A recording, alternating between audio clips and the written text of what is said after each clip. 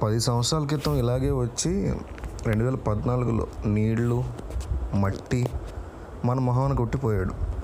మళ్ళీ 10 ఏళ్ళకి కానీ అమరావతి పాపం గుర్తురాలేదు మోడీ దొరవరికి.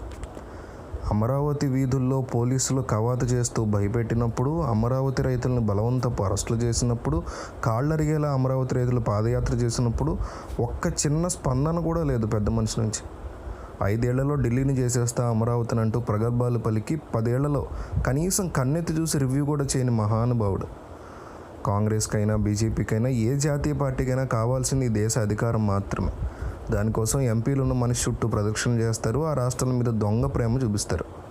సమానంగా దేశం మొత్తాన్ని అభివృద్ధి చేయాల్సిన ముఖ్య పాలకులే ఇంత దరిద్రపు మైండ్ సెట్తో ఉంటే ఇక రాష్ట్రాల్లో ముఖ్యమంత్రులు వాళ్ళకంటే నీచం. వీళ్ళకి కావాల్సిన అధికారమే కానీ దాన్ని రాష్ట్ర అధికారం అంటాం అంతే.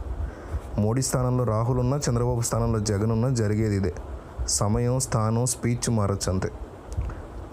మొత్తంగా తమ ఈగో మీద కుర్చీ వేసుకుని దానికి ముడ్డి ఆంచి కాలు మీద కాలేసి కూర్చున్న జాతీయ, ప్రాంతీయ దగుల్బాజీ రాజకీయ నాయకులంతా ఎంపీ సీట్లు, ఎమ్మెల్యే సీట్ల కోసం మాత్రమే బతుకుతూ ఉంటారు.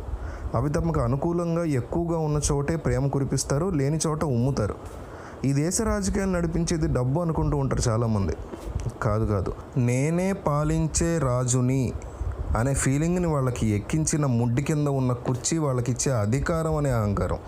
Ego rules this country.